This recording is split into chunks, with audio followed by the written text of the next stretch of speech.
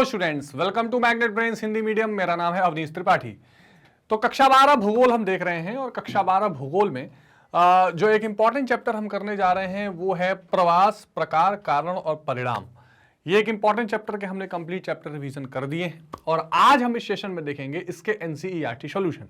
जैसे हम हर चैप्टर के एनसीईआरटी सॉल्यूशन करते हैं वैसे ये चैप्टर भी इंपॉर्टेंट है। इसका कंप्लीट चैप्टर रिवीजन हमने ऑलरेडी कर लिया है, इसको आप जरूर देख लीजिएगा। पर इससे पहले कि मैं सेशन स्टार्ट करूं, एक बात का ध्यान रखिएगा कि मैग्नेट ब्रेन्स हिंदी मीडियम एक ऐसा प्लेटफॉर्म है जहां पर आप कक्षा 7 से 12 तक की सारी शिक्षा बिल्कुल निःशुल्क पा रहे हैं, जहां पर 1 या 2 चैप्टर्स पढ़ने के बाद आपको कोई पेड सब्सक्रिप्शन नहीं लेना है और न ही आपको इसके लिए किसी डिस्काउंट कूपन कोड की जरूरत पड़ेगी। तो इसी महत्वपूर्ण जानकारी के साथ स्टार्ट करते हैं आज का ये महत्वपूर्ण सेशन और समझते हैं कि इसके क्या क्या क्वेश्चंस में पूछे गए और क्या जवाब हो सकते हैं।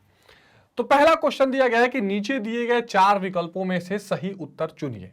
पहला है प्रश्न, निम्नलिखित में से कौन सा भारत में पुरुष प्रवास का मुख्य कारण है, जिसको आप क्या बोलते हैं, मेल माइग्रेशन। मैंने चैप्टर आपको कराया था तब समझाया था और ये क्वेश्चन बहुत बार पूछा भी जाता है। 2 चीजें पूछी जाती है, एक होता है मेल माइग्रेशन जब पुरुष एक स्थान से दूसरी जगह जाए, और एक होता है सॉरी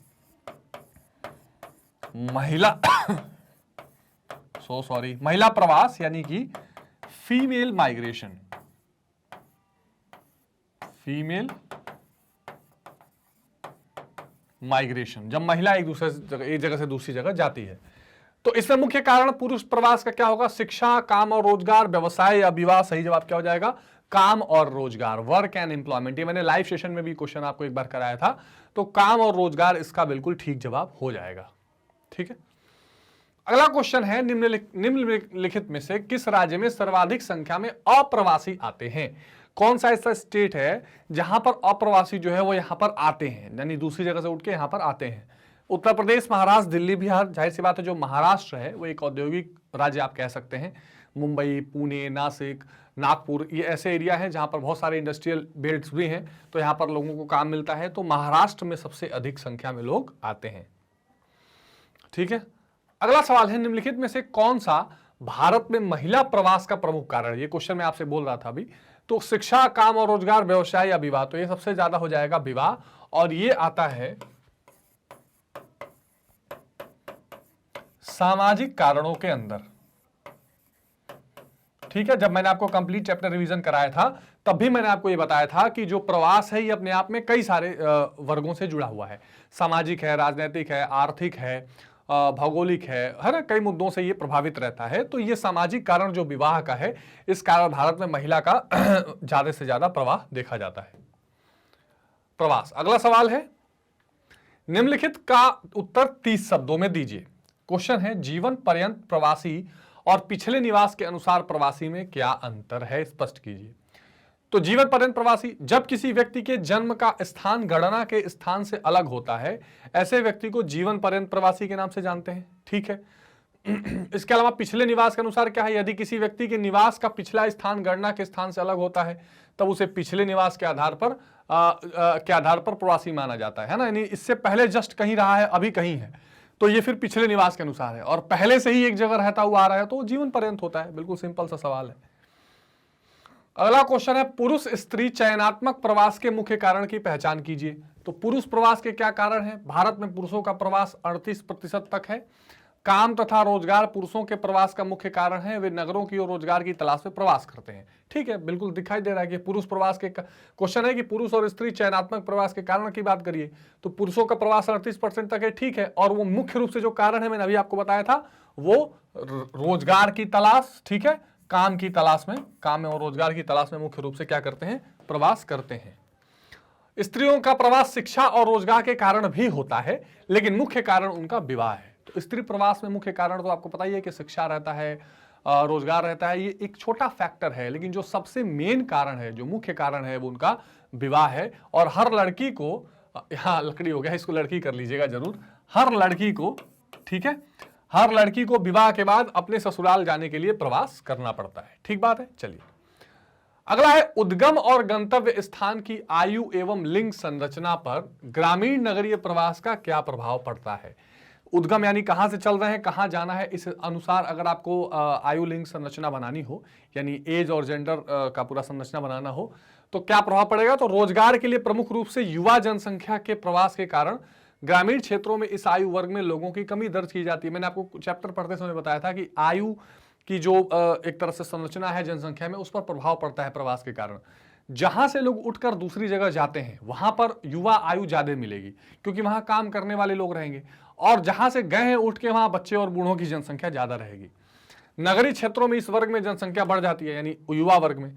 इस प्रवास की वजह से उद्गम और गंतव्य दोनों स्थानों पर आयु संरचना और लिंगानुपात में असंतुलन के कारण कई प्रकार की सामाजिक, भावनात्मक और मनोवैज्ञानिक समस्याएं भी बढ़ी हैं।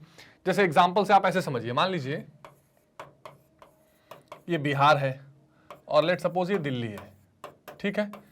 अब यहां से क्या होगा, यहां से प्रवास होगा तो यहां से लगभग 15 से 55 साल, एक एग्जाम्पल मैं बता रहा हूं, साल के लोग ही तो ज्यादा काम करने के लिए जाएंगे, है ना, वर्किंग पॉपुलेशन जाएगी, तो यहां पर ज्यादा बचेंगे कौन? बच्चे,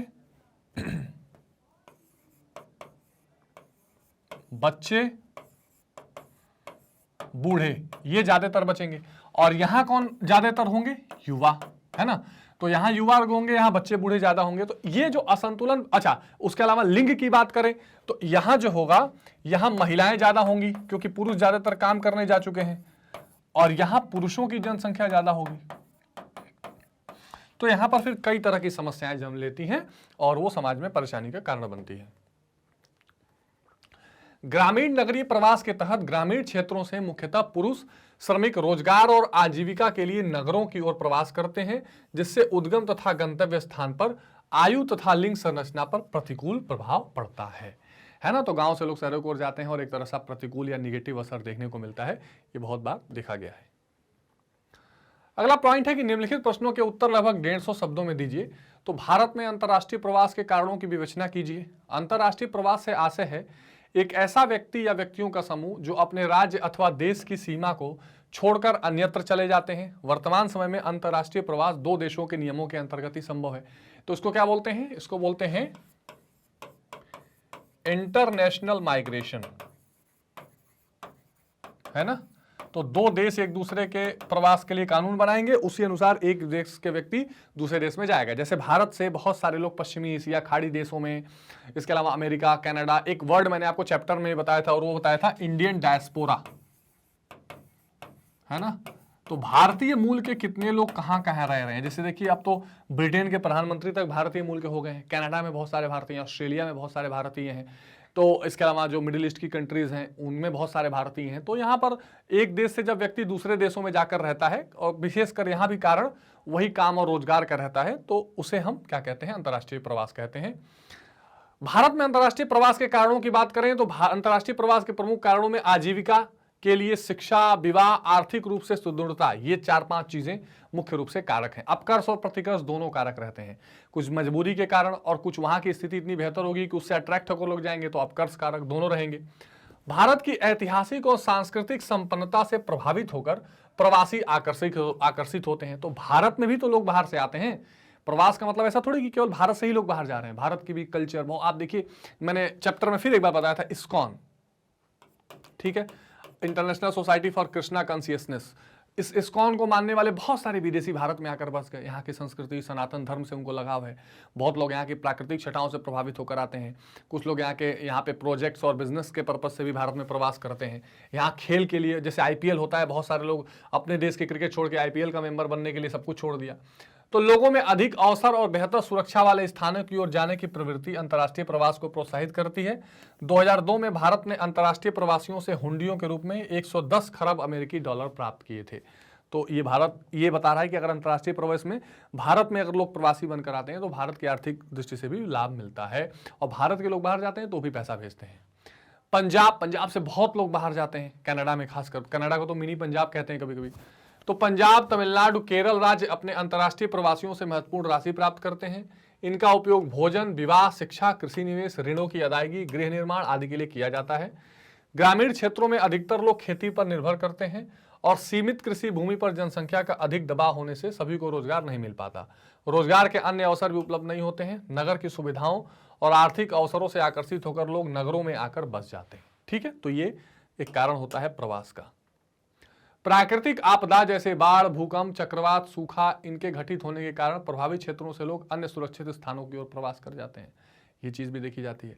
अच्छा, अंतर्राष्ट्रीय प्रवाह के दो अवसर हैं। एक उत्प्रवास, तो भारत से बाहरी देश में अगर कोई जा रहा है तो इमिग्रेशन और एमिग्रेशन दो शब्द होते हैं। तो अगर भारत से बाहर कोई जा रहा है तो उत्प्रवास, और भारत बाहरी देशों से भारत में कोई आ रहा है तो ये अप्रवास। ठीक है, ये ध्यान रखिएगा। प्रवास के सामाजिक जनांकिकीय परिणाम क्या है, बहुत इंपॉर्टेंट है।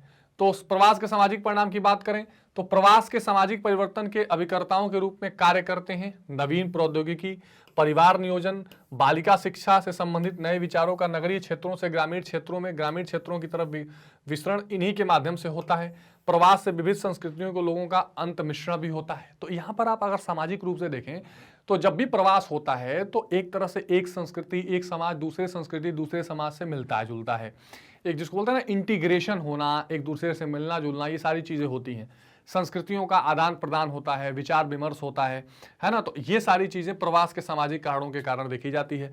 वैश्वीकरण जो पूरे दुनिया में फैल रहा है, ये अंतर्राष्ट्रीय प्रवास का एक क्या है, उदाहरण है। इसका संकीर्ण विचारों को भेदते तथा मिश्र संस्कृति के उद्विकास में सकारात्मक योगदान होता है तथा यह अधिकतर लोगों की मानसिक क्षितिज को विस्तृत करता है, परंतु इसके गुमनामी जैसे गंभीर नकारात्मक परिणाम भी होते हैं जो व्यक्तियों में सामाजिक निर्वात और खिन्नता की भावना भर देते हैं। ऐसा भी कई बार होता है।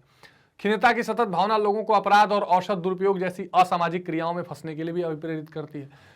तो किसी भी चीज का जो पॉजिटिव और निगेटिव दोनों प्रभाव होता है। सामाजिक प्रभावों की अगर बात करें तो कई बार समाजों का एक दूसरे से मिलना जुलना है, समाजों का एक दूसरे पर प्रभाव, संस्कृतियों का आदान प्रदान, जैसे बिहार के लोग दिल्ली में आकर छठ मनाते हैं, ये भी होता है। और कई बार कुछ ऐसे नकारात्मक प्रभाव भी देखने को मिलते हैं, ये भी प्रवास के ही कारण होता है। जनांकिकीय परिणाम की बात करें तो प्रवास से देश के अंदर जनसंख्या का पुनर्वितरण होता है। पुनर्वितरण मतलब होता है रीडिस्ट्रीब्यूशन।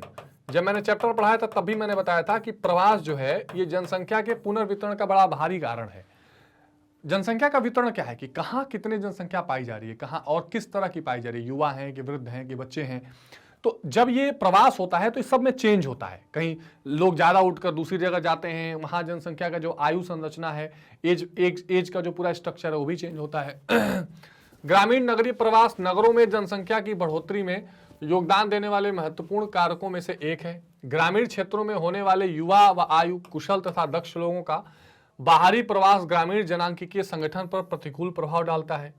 यद्यपि राजस्थान, मध्य प्रदेश, उत्तराखंड और पूर्वी महाराष्ट्र से होने वाले बाहरी प्रवास ने इन राज्यों की आयु तथा लिंग संरचना में गंभीर असंतुलन पैदा कर दिया है। ऐसे ही असंतुलन उन राज्यों में भी उत्पन्न हो गए हैं जिनमें वे प्रवासी जाते हैं। तो बिल्कुल आप एग्जैक्ट रूप से देख सकते हैं कि जनांकिकीय रूप से भी ये बहुत ज्यादा असर इसमें पड़ता है। तो ये एनसीईआरटी के कुछ इंपॉर्टेंट क्वेश्चंस थे जो आपको एग्जामिनेशन पॉइंट ऑफ व्यू से देख लेने जरूरी थे। आप इनको बार बार रिवाइज करते रहिए, इसमें कोई डाउट, कंसेप्ट में कोई परेशानी हो वो भी पूछते रहिएगा। एक बात का आप ध्यान रखिएगा कि मैग्नेट ब्रेन्स का जो प्लेटफॉर्म है वो एक ऐसा प्लेटफॉर्म है जहां आप इसकी वेबसाइट पर भी आकर ठीक से पढ़ाई कर सकते हैं। वहां क्रमबद्ध तरीके से magnetbrains.com से या मैग्नेट ब्रेन्स के एप्लीकेशन से ये जो CBSE English medium, NTSC olympiad, CBSE Hindi medium, UP board, Bihar board, सारी की सारी पढ़ाई वहां से कर सकते हैं ऐसे ही निःशुल्क।